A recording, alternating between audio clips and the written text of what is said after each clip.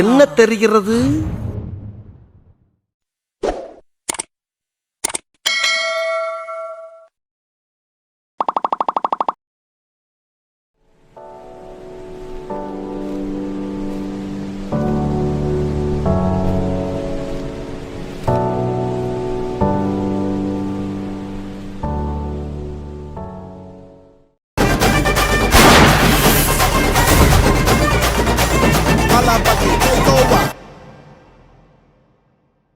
கோட்டு வந்து நான் வந்து பயங்கரமான ஒரு விஜய் ஃபேன் தான். ஆனா எனக்கு கொஞ்சம் அது கொஞ்சம் ரொம்ப மோசம் சார். என்ன பண்றது, தலையெழுத்து கம்மியா தான் பட்டுது. அதுக்கு முந்தின படத்தை ஆப்வியஸ்லி இல்ல, நம்ம தளபதி சொன்ன மாதிரி நம்மளுக்கு நம்ம தான் காம்படிஷன் அப்படிங்கிற மாதிரி அதுக்கு முந்தின படத்தை கம்பேர் பண்ணா எனக்கு என்னமோ கோட்டு ஒரு 5-6 வருஷம் கழிச்சு யோசிக்கிறப்போ லியோக்கு முன்னாடியே கோட்டு வந்துருச்சுங்கிற மாதிரி ஒரு இமேஜ் நம்ம மைண்ட்ல கிரியேட் ஆகுமோன்னு எனக்கு தோணும். ஏன்னா பை மேக்கிங்காகவும் சரி ஸ்டோரியாகவும் சரி கொஞ்சம் பழசு மாதிரி இருந்தது எனக்கு.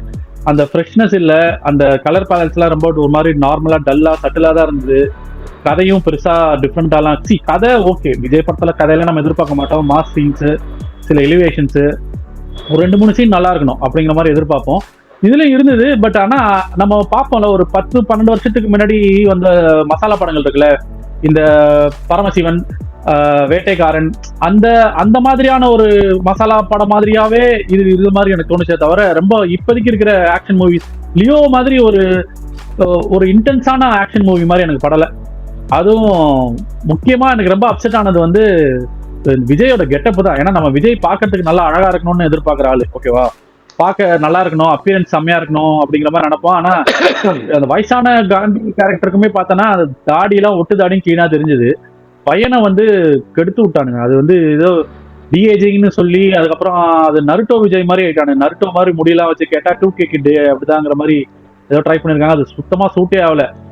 ஆக்சுவலா நான் ஒரு மீன் பார்த்தேன், இந்த லியோல வந்து 20 இயர்ஸ்க்கு பிளாஷ்பேக் காட்டுவாங்கல்ல, லியோ விஜய் ஒண்ணுமே கிடையாது, அதே கேட்டப்ப கொஞ்சம் முடி இந்த இடத்துல கட் பண்ணி விட்டு தாடிக்கு டை அடிச்சு விட்ட உடனே அதவே நாங்க 20 வயசு சின்ன பையன் விஜய் நம்பினவங்களா, எங்களுக்கு எதுக்குடா டிஏஜிக்கு எல்லாம் பண்ணி இந்த மாதிரி காமிச்சிங்க அப்படின்ட்டு கலாச்ச மாதிரி ஒரு மீம் எல்லாம் பார்த்தேன். ஆக்சுவலா அது உண்மைதான், நம்ம எல்லாம் பார்த்துட்டு இருந்திருப்போம். எனக்கு என்னமோ விஜய்க்கு வந்து தாடி கெட்டப் வந்து பெருசா செட் ஆகல. தாடி டசன்ட் சூட் விஜய் அந்த ஃபேஸ் அமைப்புக்கு. இல்ல நிஜமா இல்ல விக்கா இல்ல என்னன்னு தெரியல, கனாபினா இருக்கு. என்னதான் நீ வந்து பறந்துட்டாலே சுத்தலாம், இதுவா சுத்தலாம், அதெல்லாம் அது பாக்குறதுக்கே வந்து நீ சொன்னதுக்கு அப்புறம் தான் நான் போய் பார்த்தேன். நான் என்ன நருட்டோவர் குருட்டோவர் சொன்னீங்க, கிட்டத்தட்ட அந்த மாதிரி தான் இருக்கு நருட்டோ. அதுவும் முக்கியமா அந்த கிளைமேக்ஸ் உனக்கு ஏதாவது தோணுச்சா? நான்லாம் வந்து அந்த இது பார்க்கும்போது ரொம்ப சரி, கிரிக்கெட் ஆடின்னு இருக்கானுங்க, தோனி விளையாடின்னு இருக்கிறாரு, ஐபிஎல் ஃபைனல்ஸ், தோனி அங்க 6 அடிக்க போறாரு, அந்த 6 அடிச்சு அந்த பால் வரப்போகுது, இந்த வில்லன் விஜய்ல அடிச்சு அந்த மாதிரிலாம் ஏதாவது பண்ணியிருந்தாங்கன்னு வச்சுக்கேன், அவள் தான் தேட்டர்ல எகிரி குச்சி தெரிய ஓடி போயிட்டு நான்லாம் வந்து டேஷ் பண்ணியிருப்பேன். டேஷ்னா வந்து சூசைடு, நான்லாம் எகிரி குச்சிருப்பேன் அங்க இருந்து. அந்த மாதிரி ஒரு கொடுமையெல்லாம் அதான் நடந்துதான். நல்ல வேலை வெங்கட் பிரபு அந்த மாதிரிலாம் அதுவும் ட்ரை பண்ணல, ஹீரோயிசம் காட்டுறேன் பேர் வழி அப்படின்ட்டு. ஏன்னா ஒரே கல்ல 2 மாங்கா பஸ் அப்படிங்கிற மாதிரி விஜய்க்கும் காட்டின மாதிரி இருக்கும், தோனிக்கும் காட்டின மாதிரி இருக்கும். என்னடா கிளைமேக்ஸ் அது, ஐயோ ஒரே கல்லுல 2 மாங்கா. பேட்டையின் டிஸ்கஷன் கொண்டு வரப்போ குறி வச்சா யாரே விழணும்.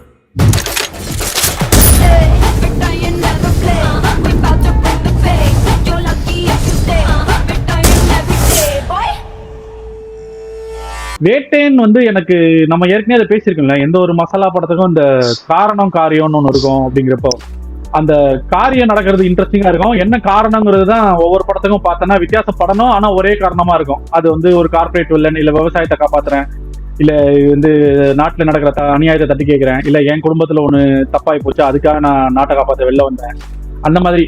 ஸோ இதுலயும் அப்படிதான். எனக்கு வந்து வேட்டையன் வந்து ஃபர்ஸ்ட் ஆஃப் வரைக்கும் நல்லா இருந்தது. லைக் அந்த அதாவது வெள்ளையா இருக்கிறவன் போய் சொல்ல மாட்டான்டாங்கிற பெர்ஸ்பெக்டிவ்ல கருப்பா இருக்கிறவன் இந்த மாதிரி ஆளு இப்படி வேலைதான் பண்ணுவான்ட்டு அந்த ஒருத்தனை காட்டுவானுங்களே, அவன் பேரு என்ன, ஒரு சிங்கர் ஒருத்தன், யார் அந்த அப்பையன், இந்த பாட்டு வருமே, நான் தான்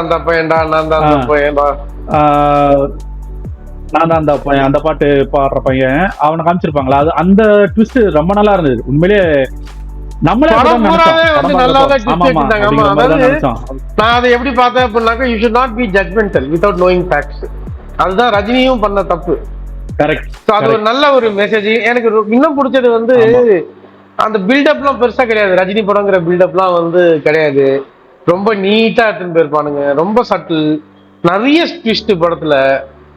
அண்ட் அதாவது நீ உனக்கு கார் சிச்சுவேஷன் எப்படி ஒன்று டிரைவ் பண்ணுது to make no incorrect decision or judgements, அந்த மாதிரிலாம் எடுத்துன்னு போனது. பிடிக்காத விஷயங்கள் பார்த்தோன்னாக்கா ராணா டாக்குப்பட்டிய வில்லனா போட்டது டொக்கு பண்ணிட்டானுங்க.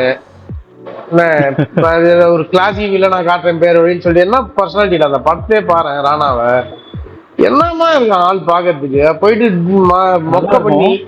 அதுக்கப்புறம் இன்னொன்று பிடிக்காதது அந்த மட்டமான ஒரு பஞ்சு டைலாக். அது இந்த படமான்னு தெரியல. புரி வச்சா இற விழணுமா இல்ல பொறி வச்சா இற விழணுமா, இந்த படம் தான்டா அந்த டைலாக் சொரித்தனமான ஒரு டைலாக். குறி வச்சா சி மியூசிக் அது வந்து ஒரு ஆர்க்குக்காக அது ஒவ்வொரு தடவையும் குறி வச்சா இற விழணும்னு சொல்லி சொல்லி என்கவுண்டர் பண்ணிட்டு கிளைமேக்ஸ்ல பார்த்தோன்னா குறி வச்சா இற விழணும்னு சொல்லாம கண்ணாடியை மடக்கிட்டு அரஸ்ட் அப்படின்ட்டு போட்டுவாங்கல்ல, அந்த ஆர்க்குக்காக வச்சிருக்கிறது கூட வச்சுக்கலாம். எனக்கு என்ன ப்ராப்ளம்னா அந்த கார்பரேட் வில்லன்ட்டு உடனே ஹெலிகாப்டர்ல வருது, கோட் சூட் போட்டு. நம்ம ஊர்ல எவன்டா கோட் சூட் போட்டு வெயில்ல எப்படி வில்லன் இருக்கானுங்க அந்த மாதிரி வில்லன். ஐயோ அந்த கிளைமேக்ஸ் ஃபைட் அப்பா சாமி அதெல்லாம் வந்து ஐயோ. ஆமா ஆமா, அது வந்து காமெடி தான். சோ அதான் சொல்றேன்ல, இந்த காரணம் வந்து சரியா அமையலன்னு வச்சு. இப்ப லியோலயும் அதான் ப்ராப்ளமா இருக்கும். பிளாஷ்பேக்ல பார்த்தோன்னா நரபலின்னு ஒரு காரணத்தை கொண்டு வந்தோன்னு என்னது நீங்க பிளாஷ்பேக் காமிக்காமே கூட விட்டுருக்கலாம்டா. கொடுமை அந்த நரபலி கொடுமை, அந்த ஃபைட் ஒரு கொடுமை. ஆமா, நீ வந்து எதுக்கு சரி ஆமா அதுக்கு ஏதாவது ஜஸ்டிபிகேஷன் பார்த்தனா யங் ஜூனியர் ஆர்டிஸ்ட் வாழறாங்க அந்த மாதிரிலாம் தான் சொல்றானுங்க. தெரியல. நான் படம் பாக்குறவனுக்கு வந்து ஜூனியர் ஆர்டிஸ்ட் வாழறதுலாம் தட் இஸ் குட். ஆனா எப்பா டேய் இனிமேல் தமிழ் சினிமா அட்லீஸ்ட் கொஞ்சம் வந்து இதுவாகணும். இட் ஷுட் எவால்வ் அப்படிங்கிறது என்னுடைய கருத்து. இந்த ஓவர்லி ஹீரோ சென்ட்ரிக் ஃபைட்ஸ் அதெல்லாம் வந்து இல்லாம இருக்கிறது வந்து பெட்டர்.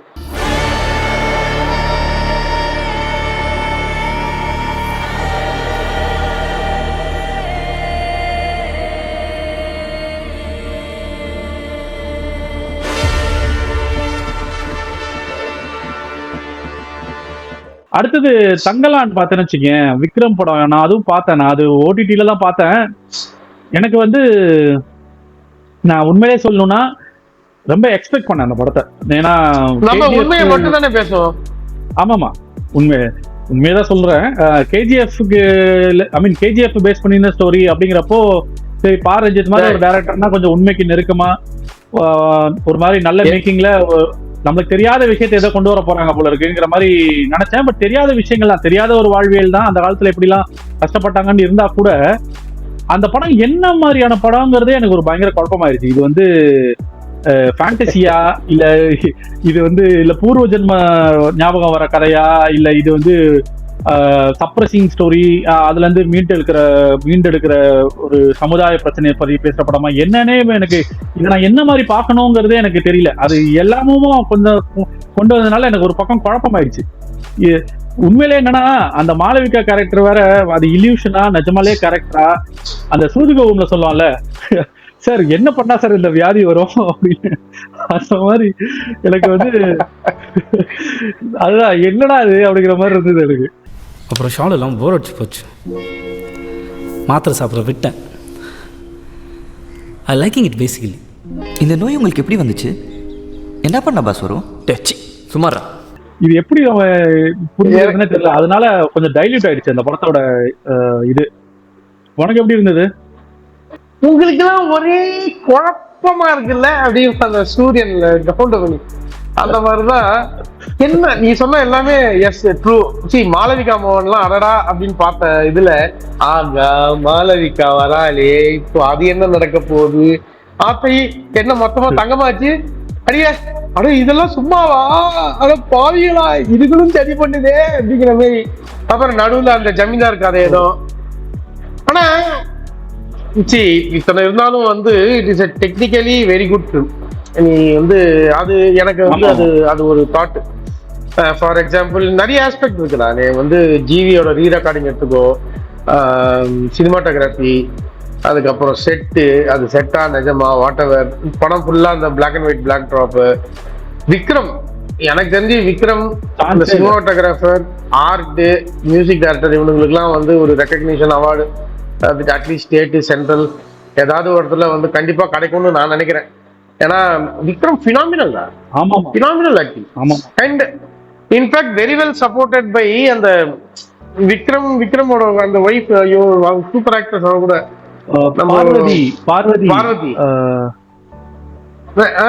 பார்வதி கூட இன்னும் ஒரு 2 பேர் வருவாங்க. இன்னொரு ஒரு 2 லேடிஸ் அண்ட் ஒரு அவங்க செத்துருவாங்க இந்த படத்துல.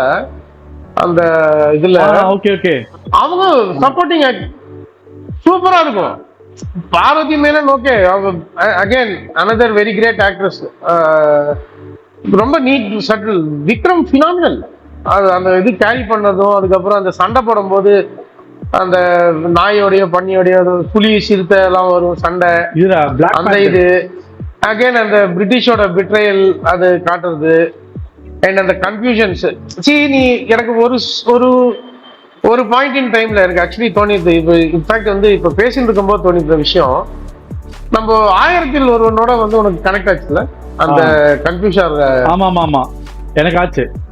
அதாவது அந்த சோழ நகரம் நிறைய வரும். நான் அந்த மாதிரி கூட யோசிச்சேன், ஒருவேளை அப்படியே தான் கொண்டு போறானுங்களோ அப்படின்ட்டுன்னு. அதுவும் கிடையாது. ஆமா அப்படிங்கிற மாதிரி இருக்கு. நம்ம ரஞ்சித் இப்ப பாருங்கடா ட்விஸ்ட் அப்படிங்கிற மாதிரி, பாம்பு வருதான் பூரா வருது என்னத்தையோ வருது கடைசியில. சரி இப்ப என்ன ஃபைனலா வாட் ஹேப்பன் லாஸ்ட்? அவங்க வந்து ஒரு 4-5 ஜெனரேஷனுக்கு முன்னாடி அந்த வனத்தை காத்த ஒரு குரூப் தான் வந்து திருப்பியும் பிறந்து வந்திருக்காங்கன்ட்டு சொல்லலாமா? விக்ரமே திருப்பி பிறந்து வந்திருக்க ரீஇன்கார்னேஷன் வச்சுக்கேன். அந்த மாதிரி ஒரு கதையா போயிடுச்சு. சரி, அத வந்து கடைசியில தான் தெரிய வந்ததுங்கிற மாதிரி. அந்த மாதிரி இல்லாம மேபி முதல்ல இருந்தே அந்த பெர்ஸ்பெக்டிவ்ல கொண்டு போயிருந்தோம்னா நம்மளுக்கு அந்த கனெக்ஷனுக்கு ஒரு இது கிடைச்சிருக்கு, எலிவேஷன் கிடைச்சிருக்கும். இல்லையே நடுவுல வருது விக்ரம்க்கு அதுதானே எண்ணம். இல்ல அதுதானே வருது விக்ரம்க்கு வந்து நடுவுல. இது இலியூஷனா இல்ல எதுக்காக வருது? இல்ல ஒருவேளை ஒரு லேடி அங்க இருக்கா, அவ பிளாக் மேஜிக் மூலமா இவன் மைண்ட ஆக்குபை பண்றாளா? இந்த மாதிரி நிறைய பெர்ஸ்பெக்டிவ் ஓபன் பண்ணி விட்டு இருந்தது. சப்போஸ் இது வந்து ரீஇன்கார்னேஷனோட கனெக்ஷன் தான். இப்ப ஷாம் சங்கராயெல்லாம் படம் வரும்போதே அப்படிதான் தோணுச்சு, ரீஇன்கார்னேஷன் சொல்லிட்டு காமிச்சிட்டே இருந்தானுங்க. அந்த மாதிரி இதுலயும் அப்படி இருந்ததுன்னா அந்த கனெக்ட் வர்றப்போ நம்மளுக்கு ஒரு ஓகே அப்படிங்கிற மாதிரி தான். இது அது ஜானரே கிடையாதுன்னு வச்சுக்கேன். இவங்க எதுக்கு அப்படி கொண்டு வந்தாங்க தெரியல. எல்லாத்தையும் உள்ள ஒரு கூட்டு பொரியல் மாதிரி ஆக்கி ஒரு மாதிரி ஆயிடுச்சு. கூட்டு வேற பொரியல் வேற. கூட்டு பொரியல் சொல்றது தவறான. நான் எல்லாத்தையும் போட்டு ஒரே வாயில தானே மில்றோம், அதனால சொல்ல வந்தேன். இப்போ ஒரு விஷயம் வந்து தங்கலான்ல 2 விஷயம் ஆக்சுவலா என்னன்னா, ஒண்ணு வந்து ஆக்டிங். விக்ரமோட ஆக்டிங் வந்து எக்ஸ்ட்ராடினரியா இருந்தது. எப்போதுமே விக்ரமோட ஆக்டிங் நம்ம சொல்லவே அதே தான். இது சாய் பல்லவி மாதிரி தான். சாய் பல்லவி அமிதாப் பச்சன் மாதிரி தனியாலாம் மென்ஷன் பண்ணணும்னு அவசியமே இல்லை. ஆனா இதுல ஏன் மென்ஷன் பண்ணணும் அப்படின்னா, எப்பவுமே விக்ரமோட ஆக்டிங் வந்து டிஃப்ரெண்டா இருக்கும். ஆனா எங்கேயோ ஒரு இடத்துல விக்ரம் அழுதா இப்படிதான் இருக்கும், சிரிச்சா அப்படிதான் இருக்குங்கிறது நம்மளுக்கு தெரிஞ்சிடும், ஏன்னா நிறைய பார்த்திருக்கோம்ல. ஆனா இதுல அந்த ரியாக்ஷன்ஸே புதுசா இருந்தது. அந்த ரியாக்ஷன்ஸே விக்ரம் கொடுக்குற ரியாக்ஷன்ஸே கிடையாது, அதெல்லாம் புதுசா இருந்தது. Voice modulation different. முக்கியமா வந்து இது வந்து லைவ் ரெக்கார்டிங்கா, ஓகேவா? லைவ் ரெக்கார்டிங்கிறதுனால வந்து அந்த இடத்துல அவன் என்ன பேசுறானோ, என்ன மாடுலேஷன்ல பேசுறானோ அதுதான் ஃபைனல் அவுட்புட்டுக்கு. அவர் ஐயோ இதுவரை மறந்துடுறோம். இப்ப இருக்கிற காலகட்டத்துல வந்து படம் எப்படிங்க இருக்கு அப்படின்னா, டெக்னிக்கலி சூப்பரா இருந்துங்க அப்படின்னா உடனே கோட் வேர்ட் அக்செப்டட் அப்படின்றானுங்க. அப்ப படம் மொக்கன்னு சொல்லிட்டு இல்ல அது வேற. நீ டெக்னிக்கல் கிக்கிட்டீங்கலாம் பெரிய கைட்டிங்கடா, அவனுக்குலாம் வந்து டெக்னிக்கலா படம் பார்த்துட்டானுங்க மாதிரிலாம் ஓட்டிடுவானுங்க நம்மளையும். இல்ல இன்னொரு ஒரு அடிஷன் டு விக்ரமோட மகிமைக்கு சொல்ல வரேன், அந்த கெட்டப். இன்னைக்கு தேதியில வேற எந்த ஆக்டர், எனக்கு தெரிஞ்ச வேற எந்த ஆக்டரும் அப்படி ஒரு கெட்டப்ல நடிப்பாங்களா? எனக்கு தோணல, தெரியல. விக்ரம் சண்டை போடும் போதெல்லாம் வந்து அந்த எமோஷன்ஸ் அதெல்லாம் வந்து ரஞ்சித் சொல்லி கொடுத்து விக்ரம் நடிச்சதா, இல்ல விக்ரம் ஆஸ் அன் ஆக்டர் தானாவே பண்ணதா, இல்ல ஏதாவது ஒரு குரூப் வந்து இந்த மாதிரி சீனுக்கு இந்த மாதிரி எமோட் பண்ணுங்கன்னு சொன்னதா தெரியல. அந்த வாய், அந்த பல்லு, அந்த எல்லாமே அந்த பாடி லாங்குவேஜ்ல வந்து இது பண்ணி சண்டை ஒரு அந்த ஒரு அவனுங்களாம் அந்த டைம்ல வந்து என்ன நாட் சோ சிவிலைஸ்டு இல்லையா? Probably they were much civilized than all of us today.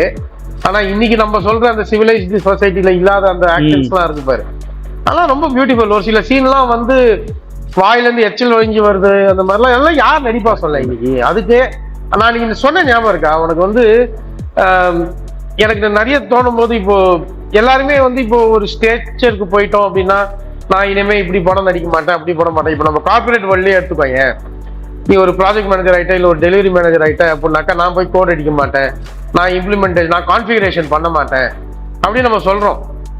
நானுமே சொல்லியிருக்கேன் சில டைம்ஸ் predominant ஏன்னா I am into the next level, why should I go there? தப்புங்கிறேன் நான்.